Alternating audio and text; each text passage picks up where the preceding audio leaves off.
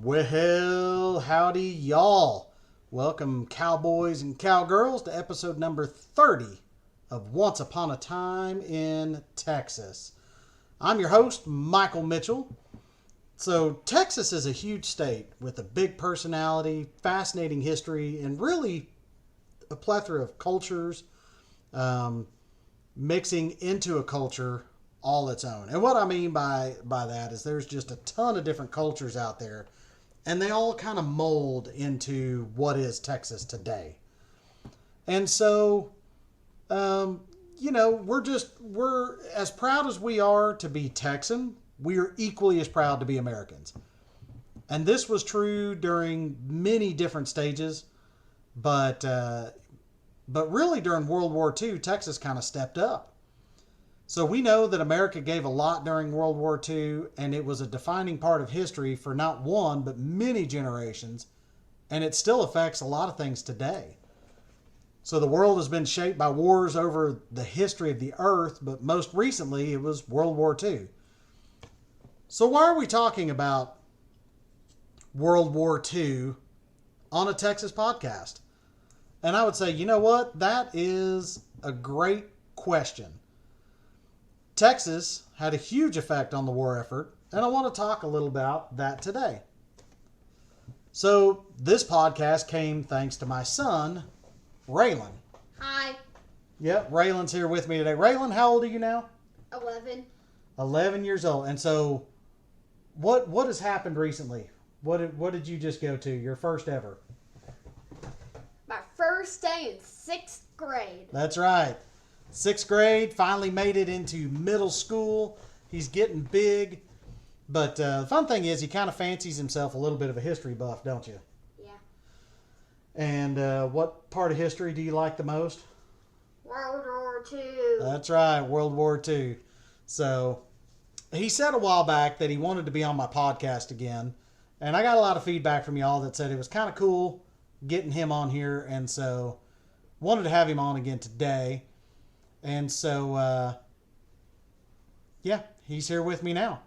So he will jump in and maybe we'll talk a little more here in just a minute. But before we jump into the war effort, I want to thank our sponsors, of course, me and American Mortgage Company.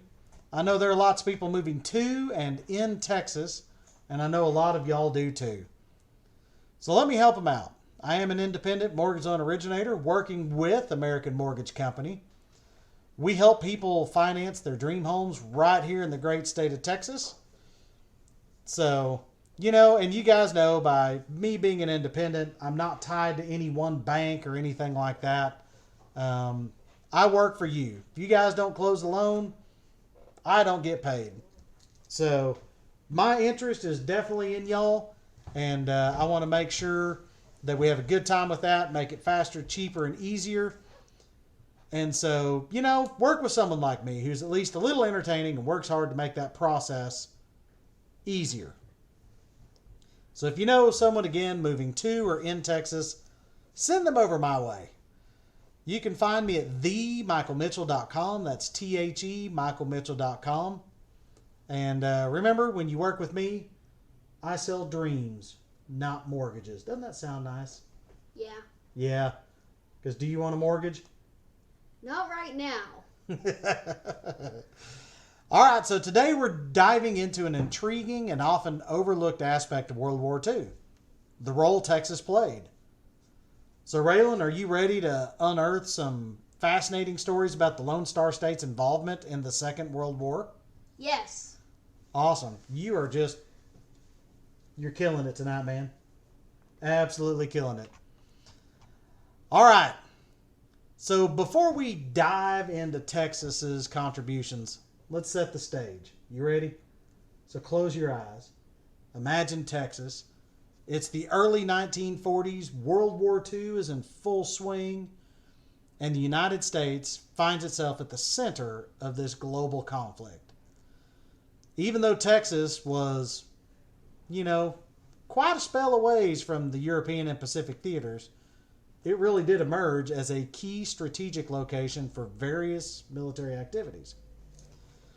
Many Texans contributed to the war effort by enlisting in the armed forces, serving in multiple branches, including the Army, the Navy, Air Force, and Marines. But wait, I wrote the Air Force there. Was the Air Force really the Air Force during World War II? Nope, it was Army Aviation. The Air Force was made in like 1974. No, it wasn't. I don't. It I wasn't really that don't late. know. Okay, all right. So it was called the Army Air Corps. Yeah, Army Air And Force. I forget exactly when the Air Force started. My apologies to anybody in the Air Force listening to this. I'm But sorry. it wasn't the 1970s, son. I think it was like 1947, 48, somewhere in there. Yeah. I don't remember. Yeah, I think it was 1947.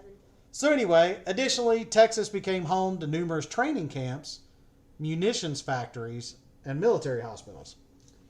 So, one of the most significant military sites in Texas, have you ever heard of Camp Bowie? No. No. So it was Camp Bowie, and it was nowhere near Bowie, Texas. It was located near Brownwood, kind of Abilene area. Yeah, Abilene area. Sorry, I always get Brownwood and Brownsville confused. So kind of Abilene area, and it served as an interesting infantry training camp preparing soldiers for combat overseas.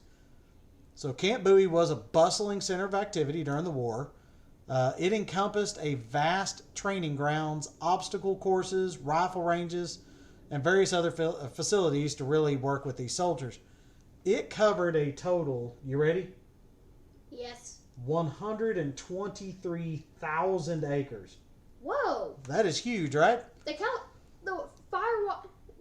wildfires in California burned more than that. Yes, you're correct. You are so random, son. All right, so 123,000 acres, and at its height, it had 213 mess halls or dining halls, 224 bathhouses. So the men enjoyed sports and entertainment at 22 different recreation centers. There was one post exchange that had 27 branches. So kind of like grocery stores. Post exchange is a PX, that's what they call it, or a BX on the Air Force, base exchange. They had 3 libraries, an 18-hole golf course, a vet clinic, 3 dental clinics, and 2 Red Cross buildings. When the entire place was completed, the hospital could take care of over 2,000 patients. They also had 14 chapels across the entire camp, which the steeples, of course, they said kind of, reached up towards the sky and broke up the monotony of the other stuff. And the training there really played a crucial role in preparing troops for the difficult conditions they would face over on the battlefield in Europe and the Pacific. So this is the cool part. The original plan was a temporary training camp for the 36th Texas National Guard Division. When war was declared, the plans changed. Many of the men stationed at Camp Bowie were from Brown and then adjacent counties, arriving in mid-December and departing for Camp Blanding in Florida on February 15, 1942. Soldiers of the Texas Division splashed ashore on the beaches of Salerno on September 9, 1943, to become the first Allied soldiers to crack Hitler's Europe fortress from the west. That's kind of cool, huh? So, according to the Camp Bowie Blade, which was their newspaper, printed on September 14, 1946, the division, this Texas division, suffered 27,343 casualties, including 3,974 killed, 19,052 wounded, and 4,317 missing in action. So the official figures from the military are 19,466 casualties, including 3,717 killed in action, 12,685 wounded, and 3,064 missing in action. That's a lot of people that were either killed, wounded, or MIA. Isn't that crazy? Yeah. So finally, in December 1945, the 36th came home as a unit to be discharged. The division was demobilized on Christmas Day apparently in 1945. Overall, there were 8 divisions trained at Camp Bowie, and many other battalions, regiments, and companies came for a short time to use the training grounds. Medical companies, military police companies, and others were here to learn how to survive during the war. And then during the war days, I thought this was interesting, a daily average of 30,000 men were on the camp. 30,000 people. That's crazy. So they were there for training on an average daily basis, and at one time the total population was 60,000 men all on that camp. Isn't that crazy? So it's incredible, in my mind, and I hope you agree, to think about just this immense effort that it took to prepare these young soldiers for these challenges ahead.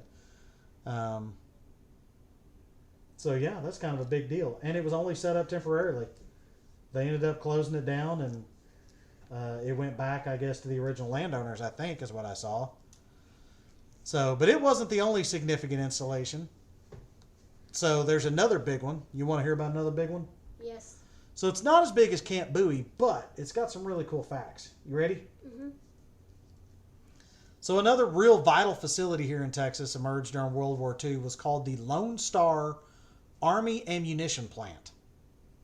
It was situated near Texarkana, Texas, so far northeast Texas. And you want to guess how many rounds of ammunition without looking at my notes? I've already seen it. How many was it? Like 11,000. No. Oh, 11 billion? Oh my gosh. Yeah, 11 billion rounds of ammunition, which included bullets, shells, and bombs. Ensuring that our troops always had the resources they needed to fight the war. So the Lone Star Defense Corporation was a subsidiary of the B.F. Goodrich Rubber Company, which B.F. Goodrich still makes tires today. So they won that contract on July 23rd, 1941 to produce the artillery shells, bombs, fuses, boosters, and other auxiliary munitions at that site. The plant produced ammunition through World War II, the Korean War, and then Vietnam. Oh, so they made napalm. They made all kinds of stuff. So the Lone Star Army Ammunition Plant was a huge operation. At its peak, it employed over 10,000 people. So a significant number were women.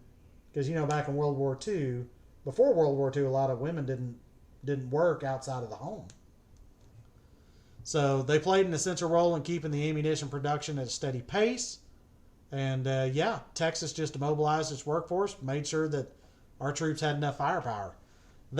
Texas really embraced that opportunity to contribute both its human resources and its industrial resources to support the war effort. Is there anything about oil in there? No. Ah. So, but you want to talk about a cool Texan who did serve? Yeah. All right, here we go. So we've talked about Camp Bowie, so a facility. We talked about the Lone Star Munitions Plant, or ammunition plant. It's kind of cool, right? So, World War II saw countless heroic actions by Texans overseas, right?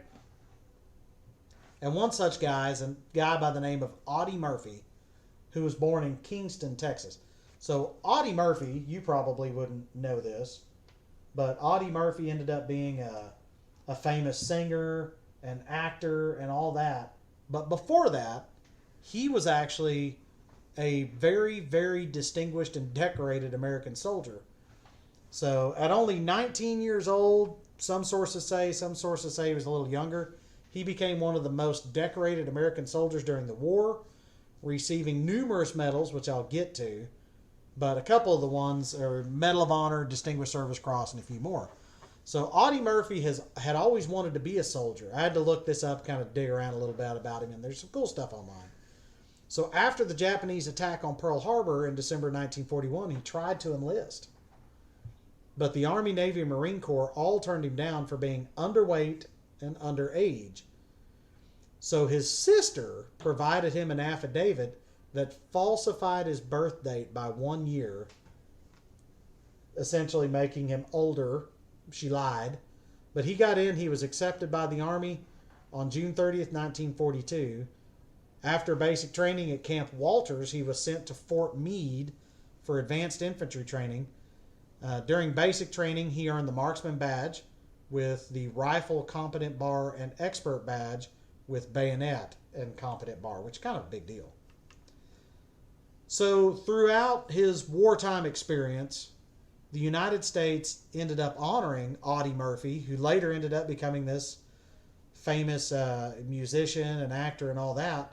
They honored him for his war contributions with the American Campaign Medal, the European, African, Middle Eastern Campaign Medal with Arrowhead device, and 9 campaign stars, the World War II Victory Medal, and the Army of Occupation Medal with Germany clasp.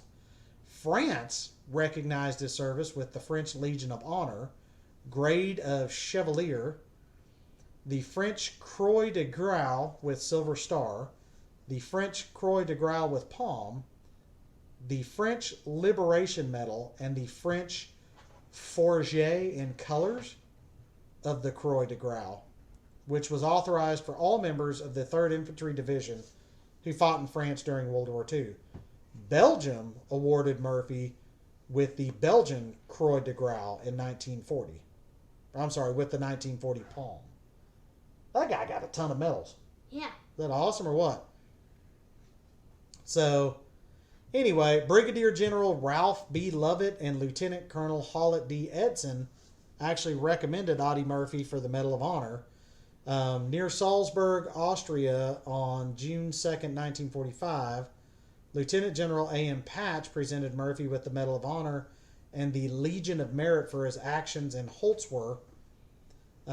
When asked after the war why he had seized the machine gun embankment and taken an entire company of German infantry as prisoners of war, he simply replied, "They were killing my friends."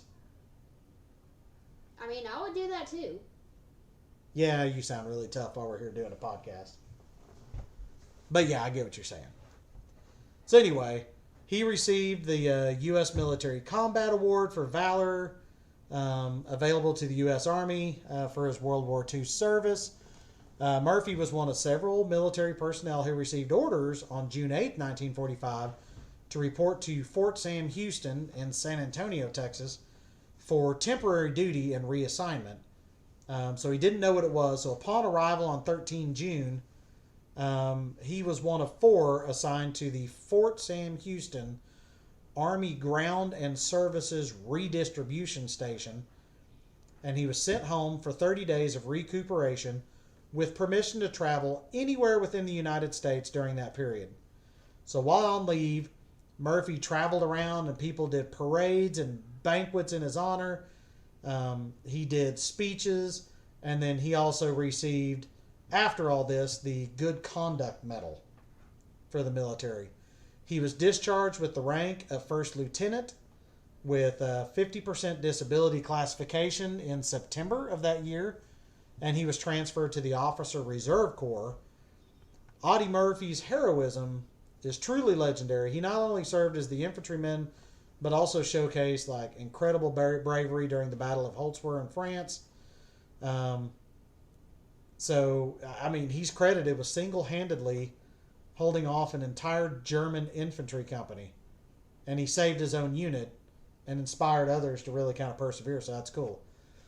So, Audie Murphy is really just a testament to the bravery and resilience of Texans and Americans during World War II. So, I just think that's really cool. So, I found another little thing, Raylan. I figured you'd like this too. So, impacts of military presence in Texas. So, during the war, we had more than 1.5 million military personnel, come to Texas for training. The war-related industry lured farmers, small-town residents, and others into developing urban centers. Many workers were women, and many were other than Caucasian. I mean, it really brought in all races and creeds. Texas quickly became more urban than rural, with a net population growth of 33% during World War II, which basically just kind of made the Great Depression kind of fade into memory. The military's presence in Texas grew exponentially during World War II. There were 142 major military installations across the state. Some of them were here before, some of them were built kind of temporary during. And more than 750,000 Texans served in uniform during the war. Some rose to the highest levels of command, including Admiral Chester W. Nimitz, they've got a big museum called the Nimitz Museum in Fredericksburg, Texas. We're going to go down there someday because it's pretty cool. And there's also an aircraft carrier class named after him. Yep. I just know it's the Nimitz class. Yep. You're right. General Dwight D. Eisenhower, Colonel Oveta Culp Hobie. 33 Texans earned the Medal of Honor, including Audie Murphy, the Army's most decorated soldier, and Commander Samuel Dealey, the war's most highly decorated naval officer. Among the Medal of Honor holders were 5 of Latino descent. Tragically, more than 22,000 Texans gave their lives while in service during the war. That's crazy. 22,000 Texans died. And it may actually be more. That was only one source that I found. Wait, I think you're forgetting something. What am I forgetting? The person that my elementary school is named after, who got the Medal of Honor, whose I'm pretty sure hometown is here in Wichita Falls. You're right. So we did have Thomas Fowler, and that's what Fowler Elementary is named after. That's right. There we go. He Now was. that's better. There you go. Thank you for reminding me that. And that's also cool because your sister's Boy Scout troop, or Scouts BSA troop, is chartered by Thomas Fowler American Legion Post 169. Good catch. I didn't catch that earlier. Good job, son. Well, folks, that kind of brings us to the end of today's episode. I know it's a little short. Raylan didn't get to say a whole lot, but you know what? You caught me on the Thomas Fowler thing, and that's pretty cool. We've actually been to his gravesite on Memorial Day. Remember that? We went out and did that stuff? Yep. So that's just kind of a behind-the-scenes look at the Lone Star State's contributions to the war effort. And I just thought a little bit of cool history. I mean, that's 3 pieces. We've got Camp Bowie. Then we had the Lone Star Munitions Plant. And then, of course, Audie Murphy. And, then we talked about a couple other famous, Texans. Admiral Nimitz, General Eisenhower, all that kind of stuff. So I think that's pretty cool. And, of course, Thomas Fowler. So, anyway. So if I missed stuff and you guys think you need me to mention a little more, let me know. Give me a holler. Go find me at themichaelmitchell.com. Let me know what I missed. I love history. Raylan does too. Of course, I want to mention one more time our sponsors, and that's me and American Mortgage Company. If you want to live in the home state of some of these awesome Texans, and the home state of Camp Bowie and the Lone Star Ammunition Depot, let me know. Give me a shout. Keep in mind, if you know someone moving to or in Texas, send them my way at themichaelmitchell.com. That's THE michaelmitchell.com. Remember, we sell dreams, not mortgages. I love making people laugh and smile. And I really do love helping people get into homes of their own. So thank you all for tuning in to Once Upon a Time in Texas. As always, remember, the stars at night are big and bright, deep in the heart of Texas. You want to say this last part? Y'all have a great week. That's right. Thank you all for tuning in.